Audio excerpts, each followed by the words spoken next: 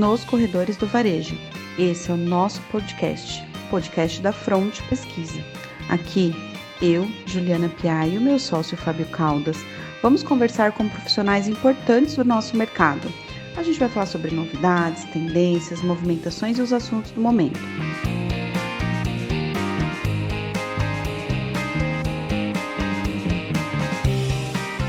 Olá, sejam todos muito bem-vindos a mais um episódio do nosso podcast, Nos Corredores do Varejo. Hoje nós conversamos com a Caroline Pereira, que atua no mercado de comunicação e marca há mais de 10 anos. Hoje a Carol é head de marketing na Ancara Ivanhoe e dos 21 shoppings da companhia que estão aí espalhados nas 5 regiões do Brasil. A Carol tem o desafio de lidar com equipes multifuncionais, em diversos níveis gerenciais, em ambientes de trabalho dinâmico e sob forte pressão, como a gente sabe que é esse nosso mercado. Ao longo da sua trajetória, Carol atuou em comunicação institucional, seguido de branding na geração de valor para os stakeholders através de estratégias integradas de comunicação. Carol, seja muito bem-vinda a esse episódio. Eu que agradeço pelo convite, uma honra poder participar do programa. Que bom, legal. Carol, vamos começar falando de generalidades, né? O que você acha, o qual você acha que é o principal desafio para trabalhar a reputação e marca dos shoppings no Brasil?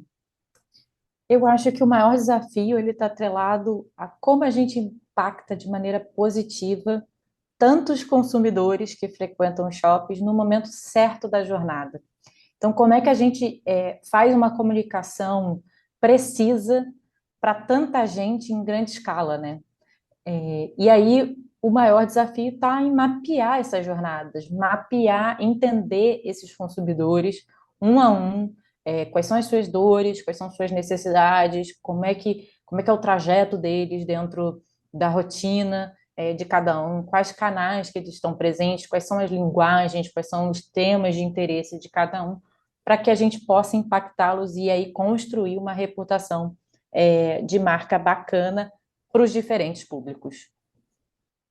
E assim, pensando nisso que você falou, né, de conhecer a jornada, que hoje a gente fala muito disso, de conhecimento da jornada, de todos os pontos, mas o que mudou nos últimos, desde que você começou a trabalhar em shopping, o que você acha que mudou nesse entendimento da jornada? Eu acho que a tecnologia, né? Com as novas ferramentas digitais, com o celular na palma da mão do cliente, a gente conseguiu criar mais novas jornadas. O que eu quero dizer com isso? A gente não tem apenas o ambiente físico para mapear. Agora a gente também tem a jornada online e, melhor, a jornada digital, que cruza exatamente o momento físico e o momento digital, que às vezes eles estão andando em paralelo dentro dessa experiência do consumidor. Então, as possibilidades elas foram potencializadas. Então, esse desafio ficou ainda mais desafiador. Embora você tenha mais dados hoje, né? Mais ferramentas e mais dados. Talvez seja hoje menos intuitivo e mais baseado nos dados, né? No que você consegue coletar diariamente. Eu imagino que sei lá, quantos milhões de pessoas passam pelos shoppings da Ancar por mês, são muitos milhões, mas você consegue ter mais acesso a essas informações, né? Sem dúvida. E com a tecnologia, pela primeira vez, os shoppings conseguiram agora se conectar diretamente com o consumidor final. Antes, a relação ela era via lojista. Agora, a gente tem uma conversa direta com esse cliente. A gente consegue interagir e reagir e promover e impulsionar e melhorar a experiência desse consumidor dia a dia, em real time. Então, a tecnologia pulverizou as jornadas, né? Amplificou as jornadas, mas também trouxe muita informação sobre esse consumidor. E agora a gente tem o papel de cruzar esses dados todos e entender a fundo esses consumidores para a gente poder impactá-los no momento certo da jornada deles, de cada um. De cada um. E falando em cada um, acho que esse cada um é bem diferente também, né? Você tem um portfólio super heterogêneo, tanto de localização, quanto de porte, de perfil de público. E a gente, olhando para os shoppings da Ancar, você vê que tem muita diferença, né? É tudo muito. Acho que aí o trabalho de um a um ganha mais relevância de ser feito. Como que é trabalhar essa comunicação, esse marketing, branding, pensando nessas diferenças do portfólio? Bom, o primeiro ponto a ser colocado na mesa é que eu não posso padronizar o consumidor como um único. Existem muitos Brasis dentro de um único Brasil. E o consumidor de Porto Velho, ele é diferente do consumidor de Brasília, que por sua vez é diferente do consumidor de São Paulo, que por sua vez é diferente do consumidor de Porto Alegre. Enfim, não estigmatizar e padronizar os consumidores de uma única forma, eu acho que é o princípio básico para uma atuação mais estratégica, para essa comunicação um a um, né? E aí, como é que a gente faz isso? Parte do posicionamento do grupo para criar a estratégia. Depois disso, a gente tem uma rede de pesquisa, seja ela qualitativa ou quantitativa, para a gente estudar esse consumidor, entender do ponto de vista demográfico quem ele é, entender do ponto de vista comportamental que ele é. E a gente agora tem social listening, mapeamento de tendências, o próprio CRM, que vai nos ajudar a hiperregionalizar essa estratégia. Como é que eu hiperregionalizo essa estratégia? Muito através do canal e da linguagem. Então, eu trago o posicionamento do grupo na definição do território de comunicação de uma campanha, por exemplo, e adapto a linguagem e o canal certo para aquele consumidor. Vou dar um exemplo de uma campanha que fizemos em Mães, em que o mote da campanha era Sorte em Ter Você, Mãe. A gente vinha saindo de uma pandemia, com muitas pessoas perdendo a figura materna, né, dentro da sua vida. E quando a gente fala de linguagem, no Nordeste a campanha virou Sorte em Ter Você, Mãe. Então a gente hiperregionaliza com a linguagem. É através da linguagem que a gente se conecta com esse consumidor. É através do canal onde esse consumidor está que eu me conecto com ele. Então, basicamente, é o princípio básico da comunicação: interlocutor, mensagem e receptor.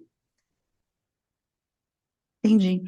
Você falou de pesquisa, né? Você falou agora que vocês usam bastante os dados demográficos ou qualitativos, seja o que for. Seja o que for em termos de pesquisa, né? Eu entendo que vocês usam muito a pesquisa, eu vejo parte disso, eu recebo os, os gerentes de vocês, o pessoal dos shoppings, tirando muita dúvida, esclarecendo muita dúvida de pesquisa. Então, eu entendo que a pesquisa está sendo usada. Quando ela gera dúvidas, eu entendo que ela não ficou no fundo da gaveta, né? Como muita gente, ou em alguns casos, acaba acontecendo. É, que dica você daria, assim, para o pessoal do nosso mercado, para um melhor uso da pesquisa de mercado, seja ela qual for, quanti, quali, seja a pesquisa que eu faço, seja a pesquisa que eu não faço, né? Mas que dica você daria para fazer exatamente o que vocês fazem? Tirar do fundo da gaveta e deixar o dado trabalhar, deixar o dado mostrar a informação. Acho que a primeira coisa que a gente tem que fazer é escutar os dados, tirar os preconceitos, as experiências e, enfim, os achismos de lado, e ouvir os dados. O que a gente vem fazendo enquanto companhia? A gente vem provocando o time como um todo a ser mais data-driven, a ser mais direcionado por dados. Então, para cada proposta, para cada estratégia construída, para cada mapeamento de comunicação, para cada direcionamento de atuação, a gente vem se basando em dados. Então, essa cultura provocada e estimulada, ela vem gerando uma mudança de comportamento. Então, eu vejo o time mais preocupado em ouvir os números e atuar em cima disso, claro, tendo uma clareza de qual é o posicionamento e onde queremos chegar, para poder construir e trazer propostas de estratégias de atuação ao longo dos anos. Então, esse é um pouquinho da forma como a gente vem atuando. E eu tenho instigado o time de marketing como um todo a ser provocador, a ser o guardião do consumidor. E como é que você protege e defende os interesses desse cliente? Ouvindo. Então, a gente vem fazendo diversas pesquisas, não só as quantitativas, mas a gente vem usando as tecnologias, as ferramentas digitais para entender mais esse consumidor. E a partir disso, a gente minerar esses dados e atuar em cima deles. Sim, você tocou num ponto muito sensível que eu vejo no mercado assim como um todo, que é essa provocação, trazer essa provocação para que o dado seja ouvido. Uma vez que a gente deu voz para o cliente, seja pelas redes sociais, porque o shopping abriu um canal de comunicação, né? Ele abriu esse canal de comunicação, abriu um atendimento online ou contratou uma pesquisa. Então, já que esse canal está aberto, tem que ouvir, né? Tem que ouvir e tem que botar isso na mesa para ajudar na estratégia. Achei sensacional esse tom de provocação. É realmente Ju, isso. posso só fazer um Oi? adendo, uma pergunta Uhum. extra em relação a isso? Seu discurso, Carol, tá muito voltado para mudança de cultura dentro da equipe, né? Sem Só que quando dúvida. a gente está falando de uma cultura data-driven, ela não diz respeito só à equipe de marketing, né? Ela permeia toda a companhia. Como que é essa interlocução com outras áreas e com outras esferas de poder dentro da companhia? A companhia como um todo vem preocupada em entender o consumidor, em dar voz ao consumidor. Então, hoje isso não está restrito à área de marketing, eu consigo falar com propriedade sobre o time de marketing, mas essa é uma mudança de cultura, uma mudança de mentalidade que vem sendo provocada na companhia como um todo. Quando a gente fala de inovação, e a gente está vivendo um momento de transformação digital, né, em que a gente precisa se inovar, se transformar, a gente está passando por embasamento de dados. A gente vem fazendo hackathons pelo Ah, Brasil inteiro, provocando uma mudança de mentalidade voltada para programas ágeis, metodologias ágeis. Então, enfim, isso vem se disseminando na companhia como um todo. Mas esse perfil analítico e questionador, eu venho empoderando cada vez mais o time de marketing a ser essa pessoa, né? Como que a gente fomenta esse espírito analítico e questionador, defendendo os interesses do consumidor, e como é que a gente perpetua, né, essa cultura data-driven.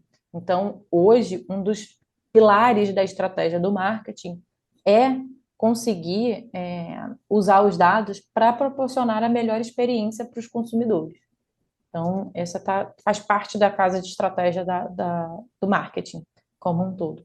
E a gente vai em diferentes frentes com programas de inovação, programas, cursos de inovação, cursos de metodologia ágil, cursos é, dentro da plataforma da Universidade Corporativa, a gente vem estimulando e desenvolvendo os colaboradores como um todo. É legal porque, pelo que você está falando, é uma cultura que vem top-down, né? Não adianta ser uma cultura que comece em uma determinada área ou que seja bottom-up.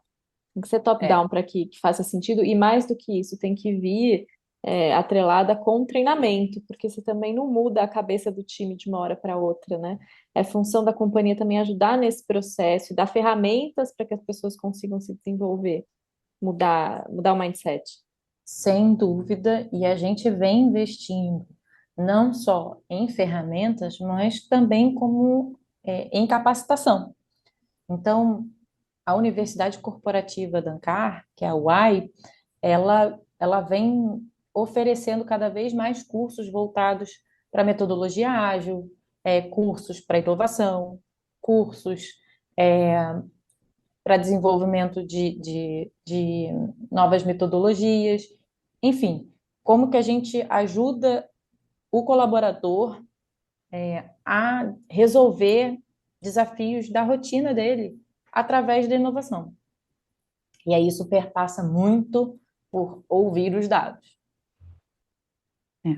Uma inovação prática de vocês foi a Ana, a criação da Ana. Me conta, eu conheço a Ana, já vi a Ana atuando, mas conta para quem está nos ouvindo como foi a criação da Ana e quem é a Ana, né? Como essa ferramenta virou a querida Ana, né? Porque ela é uma querida por vocês.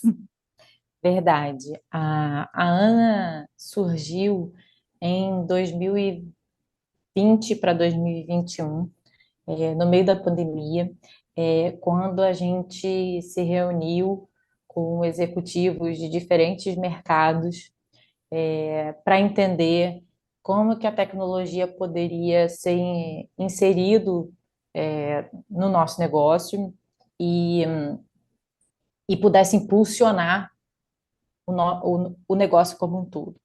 Então, a partir daí que a gente identificou que a tecnologia poderia ser usada não como atividade fim, mas como meio para alavancar a experiência, a jornada do cliente, phygital, né? Ou seja, na integração entre o online e o físico. E aí, quando a gente olha para o consumidor, para o brasileiro, de uma forma geral, ele está muito no WhatsApp. Então, é um canal relevante para a gente estar presente e conseguir se relacionar com esse cliente. A partir daí, a gente criou a Ana, uma assistente virtual, que vai conseguir ajudar e apoiar esse passeio desse cliente dentro dos nossos shoppings. E aí entrou o desafio: como é que vai ser a Ana? Como é que é o tom de voz da Ana? Como ela surgiu? Como que ela vai se colocar? É, então a gente partiu, bom, a gente quer ser uma pessoa, né? A gente quer que a assistente virtual seja uma personagem que seja mega curiosa, que queira entender a fundo esse cliente para ajudá-lo. Então, essa é a primeira premissa. A segunda premissa é que ela está sempre em constante aprendizado. Então, quanto mais ela interage com o cliente, com o consumidor final, mais inteligente ela fica. A partir daí, a gente começou a desenvolver como é que ela se tornaria fisicamente. Então, a gente falou, bom, vamos atuar numa estratégia de gerar identificação com esse cliente final. E aí a gente foi para uma avatar negra, mulher, de cabelos cacheados, simpática, assistente virtual que fosse, de fato, preocupada em ajudar o cliente. E aí a gente gerou aí a Ana, criamos a Ana, e de pouquinho em pouquinho a gente foi desenvolvendo e trazendo cada vez mais funcionalidades. Hoje, a Ana já consegue te ajudar a escolher produtos e ofertas, consegue te dizer informações sobre os shoppings, consegue fazer reserva de mesa, você consegue entrar dentro de um evento só interagindo com a Ana, e no último Dia dos Namorados, a Ana ganhou um upgrade, e a gente trouxe a tecnologia do ChatGPT por detrás da inteligência artificial, e ela conseguiu, inclusive, ajudar os nossos clientes a escreverem uma mensagem de amor para os seus respectivos, com as informações básicas. Então, você dizia qual era o apelido que você interagia, né? Você chama o seu esposo, esposa, namorada, ficante, enfim. Dava alguns detalhes sobre como que era a curiosidade sobre o relacionamento de vocês, e ela ajudava a criar uma cartinha de amor que você podia imprimir ali no lugar e, enfim, já grampear ali junto com o presente e entregar com a experiência completa. Então, de pouquinho em pouquinho, a gente vem incrementando a Ana, e fazendo com que o consumidor consiga ter a Ana como um apoio, né, na jornada física e online e física, né, digital dele. A Ana, você já percebeu algum retorno dos clientes sobre a Ana? O que que você tem visto, assim, o pessoal tem usado bastante? Ou como é que você tem visto A essa Ana parte do ponto tem de vista do cliente, né? A Ana tem 95% de assertividade das respostas dela. Então, o transbordo são só os 5 pontos percentuais. Namorados, a gente teve uma nota, um NPS, né, de 8 para a Ana. Então, a Ana tem sido super bem avaliada pelos consumidores, é, e tem sido utilizada, né? É o que a gente chama de realmente de uma identificação. E eu acho que o mais prazeroso é que a gente já viu mais de um cliente, e aí eu estou falando do mini cliente, o consumidor do amanhã, crianças que olham e encontram com a Ana no mall, e abraçam a Ana, falam, é igual a minha mãe, olha que bacana. Pessoas que falam, olha, eu sou praticamente a Ana, e que enxergam uma identificação mesmo com a personagem. Então, aquele primeiro ponto que você falou, que a primeira preocupação de vocês era gerar um personagem que o público identificasse, aconteceu, né? Aconteceu demais. Então, a Ana, ela é já um segundo mascote do shopping, praticamente. Tem uma outra iniciativa de vocês, que é a Bianca. A Bianca, quem é a Bianca? E qual a diferença entre as duas? Vamos lá. A Bianca é o nosso BI, né? Ela é assistente virtual utilizada para dentro da empresa. Ah, Então, todos os dados da companhia hoje estão dentro de um aplicativo que é a Bianca. E dentro desse aplicativo, você consegue, através de linguagem natural, ou seja, mensagem de áudio, ou através de um chat, você consegue ter informações sobre os KPIs principais da companhia, consegue ter previsão de vendas, avaliação de risco de inadimplência, fluxo de pessoas em tempo real, enfim. E num segundo passo, a gente quer que ela faça análises preditivas, enfim, de todos os indicadores aí da companhia, desde vendas, passando por estacionamento, vacância e etc. Então, a Bianca é a nossa assistente virtual para facilitar e ajudar a jornada do nosso colaborador. A Ana é a pessoa que vai ajudar, a assistente virtual que vai ajudar a jornada do consumidor final. entendi. Eu li um pouquinho sobre essas duas, e eu achei iniciativas muito legais, muito interessantes, e as duas têm nomes femininos, o que a gente sabe que o nosso mercado é um mercado um pouco mais feminino, falando do marketing principalmente, né? Eu adorei mesmo seu conceito como um todo, achei bem legal.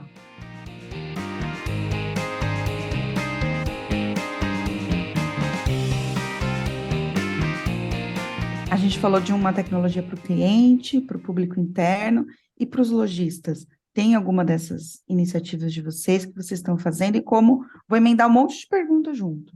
O que vocês estão fazendo para os lojistas? Como é que vocês estão fazendo? E como eles estão recebendo, né? Como é que está sendo a receptividade desse público? Hoje a gente tem um ecossistema de produtos que envolvem a Ana e o aplicativo do cliente para a gente se relacionar com os nossos consumidores. A gente tem alguns painéis e a Bianca para se relacionar com os nossos colaboradores. E a gente tem o Hub do lojista para se relacionar com os nossos lojistas. Só que esse ecossistema, como ele está todo integrado. Esse ecossistema como um todo está todo integrado. Isso significa que no Hub do lojista, os nossos varejistas, eles conseguem colocar a oferta aqui dentro. O nosso time de marketing aprova via sistema e automaticamente isso é disponibilizado tanto no aplicativo quanto na ANA para o consumidor final. E aí, os dados do usuário que está interagindo com essas ofertas, elas são automaticamente disponibilizadas para este lojista que ofertou o produto. Assim, eu consigo ter um ecossistema único, integrado, que gere uma experiência cada vez omnichannel para esse consumidor. Então, essa é a grande diferença aí, quando a gente olha para o mercado, do porquê que a ANA e o aplicativo coexistem, para que eu dê opções para esse consumidor, para ele interagir com a gente e com os nossos lojistas. E aí vai ter shopping que, por conta do comportamento desse consumidor, a Ana vai ser o principal canal. E vai ter shopping que o aplicativo talvez seja o principal canal, a depender do comportamento desse consumidor. Entendi. E os lojistas têm recebido bem esse hub? Tem tido uma boa adesão? Sim, a gente já tem 90% dos nossos lojistas já dentro Nossa, bastante. desse hub do lojista.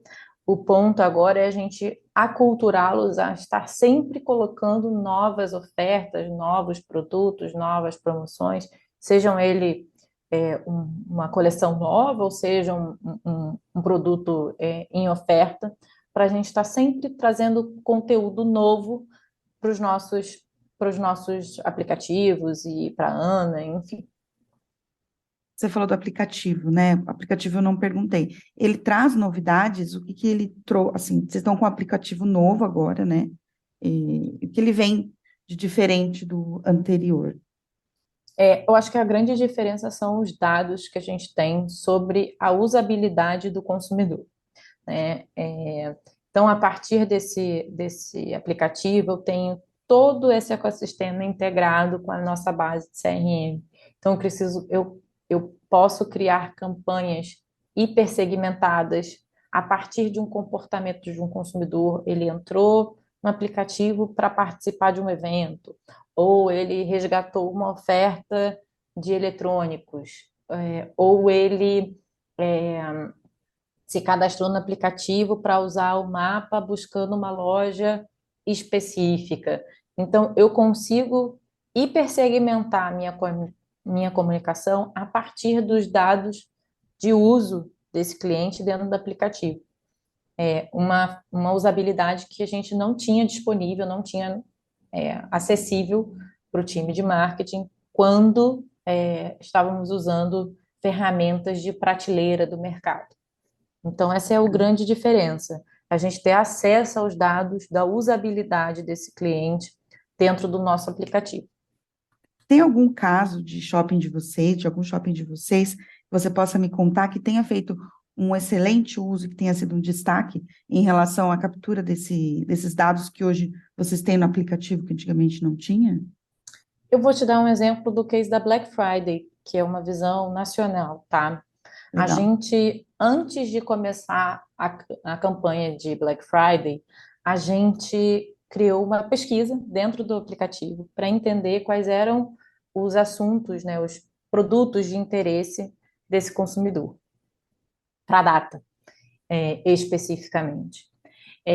Com isso, a gente conseguiu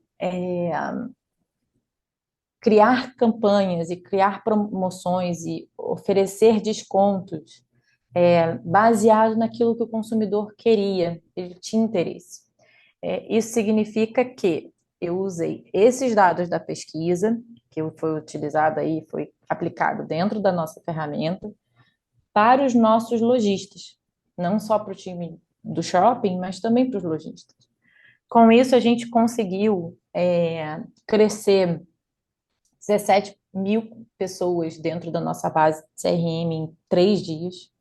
A gente aumentou a nossa taxa de abertura de e-mail marketing. Quando a gente olha para o mercado, uma taxa de abertura de e-mail marketing gira em torno de 8%. A gente conseguiu alcançar 17% de taxa de abertura de e-mail marketing. Enfim, com isso a gente conseguiu ser mais baseada em dados, né? Mais data-driven, né? Dentro da nossa comunicação. Fomos mais assertivos. Carol, Bacana, que legal. E foi nacional, né, como você falou. Deu para Foi. fazer para todo mundo, que bacana. Diga, Thaís. Carol, para você fazer isso, então não tem diferença de público que acessa o aplicativo do público que está no shopping para o público que acessa a Ana, por exemplo. É o mesmo perfil de público que está nesses três canais ou tem uma diferença muito grande? Não, não necessariamente. Eu acho que o comportamento do consumidor, ele é mais ou menos o mesmo. E quando você olha de perfil de consumidor, também não tem uma diferença muito grande entre aplicativo e ANA. Mas sim, quando a gente vai para o shopping, você tem uma amplitude maior, você tem um público aí, média de 35 anos, e quando você vai para o aplicativo, você tem uma equipe, um consumidor um pouco mais jovem, interagindo com a gente. Enfim, então tem a diferença, mas não muito entre ANA e aplicativo. Mas a minha dúvida é, mesmo tendo essa diferença, não é um problema para você pensar em estratégias que sejam mais abrangentes, né? Porque você deu um case bacana, que você usou uma informação que veio do aplicativo e você conseguiu pensar em ações que também repercutiram no público que está dentro do shopping e foram ações que tiveram sucesso, né? Sem dúvida, não, eu consigo. A amostragem, no frigir dos ovos é sobre a amostragem. Então, a partir desse comportamento identificado em pesquisa, através dos nossos produtos digitais, eu consegui transbordar, né, a estratégia para o físico. O que vai diferenciar é shopping a shopping. O comportamento de um shopping é diferente do comportamento do consumidor de outro shopping. E assim, por isso que a gente tem uma equipe em cada shopping para poder atuar em loco de acordo com as dores e as necessidades daquele cliente. Carol, você falou uma coisa que é interessante, que a idade média do público de vocês está em 35 anos, do público como um todo, e quando você vai para o aplicativo, ou para a Ana talvez, você tem uma idade média um pouco menor, né? Você está mais na casa dos 30 do que dos 35. Eu acho que isso mostra, claro, uma coisa óbvia, que é a diferença de quem usa um canal e outro, isso está claro, mas também eu acho que é uma excelente oportunidade para a gente olhar para o amanhã, né? A gente se basear nos dados aqui desse perfil, desse cliente que está adotando mais rapidamente a tecnologia, para você olhar para o futuro, para as novas gerações, que é outro desafio que os shoppings têm que lidar, né? No futuro, como motivar, engajar essas gerações, que eu nem sei o nome, porque ainda nem existem, as próximas, né? As crianças do futuro, a gostar de shopping tanto quanto a gente gosta, tanto quanto a nossa geração gosta, né? Acho que é um belo desafio. Sem dúvida. Por isso que a gente vem apostando também em, em mascotes. Eu acho que esse tem sido uma estratégia muito bem sucedida da Ancar, de interagir cada vez mais com o consumidor do amanhã através dos mascotes. Aí eu consigo trabalhar a primeira infância e criar memórias afetivas, né, com esse cliente que é do futuro. Então, ele ainda não é um tomador de decisão de compra, mas ele influencia o tomador de decisão. Então, e a gente vai criando laços afetivos, né, memórias, conexões emocionais mesmo com este cliente do amanhã. Esses mascotes que você mencionou, cada shopping tem o seu, e aí com características da região. Sem dúvida, sim. A maior parte dos nossos mascotes, eles são eleitos pelo próprio consumidor. É um concurso que a gente faz com os clientes, em que as crianças desenham e propõem nomes para esses clientes, para esses mascotes, perdão. É, e a partir daí a gente consegue ter uma storytelling, né, uma narrativa para engajar esse consumidor. Então, a gente tem a Nath no Natal Shopping, a gente tem o Bandeirinha no Parque das Bandeiras, a gente tem o Laranjinha em Nova Iguaçu, a cidade de Nova Iguaçu, a Baixada Fluminense foi um grande laranjal no passado. A gente tem, enfim, o Foguinho no Botafogo Praia Shopping, no Rio, enfim, e assim por diante. Que legal, que legal. E deve se conectar super com esse cliente do futuro, né? Sem dúvida, essa é a estratégia. E pensando em futuro, para a gente encerrar esse papo aqui, que eu ficaria mais um bom tempo conversando com você, porque é sempre muito gostoso trocar com você.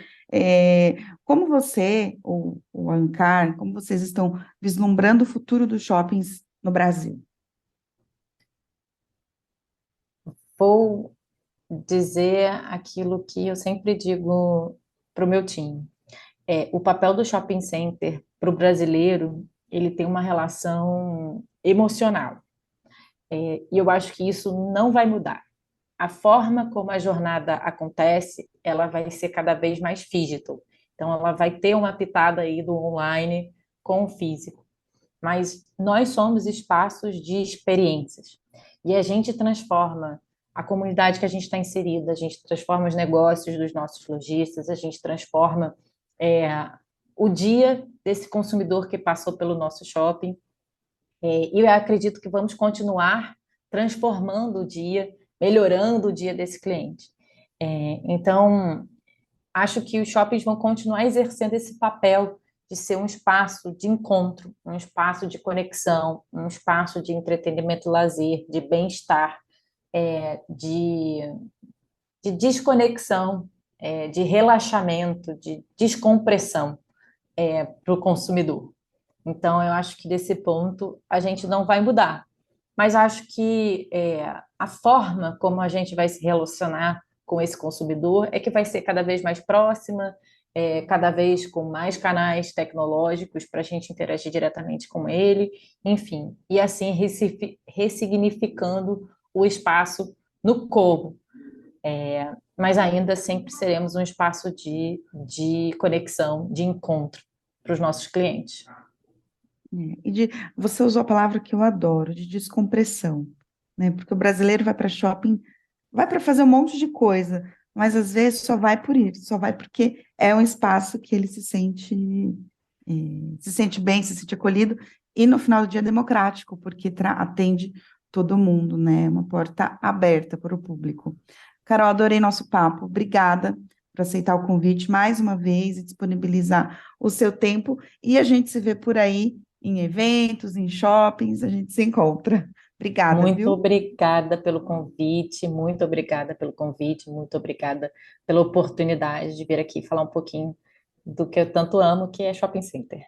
Obrigada. Nós amamos. Amo também. Tchau, Tchau. tchau, gente. Obrigada. Um beijo. E se você gostou do nosso conteúdo, segue a gente no nosso canal Nos Corredores do Varejo. Lá você vai encontrar muito conteúdo sobre o mundo do varejo, sobre o mundo de shopping center. Até a próxima!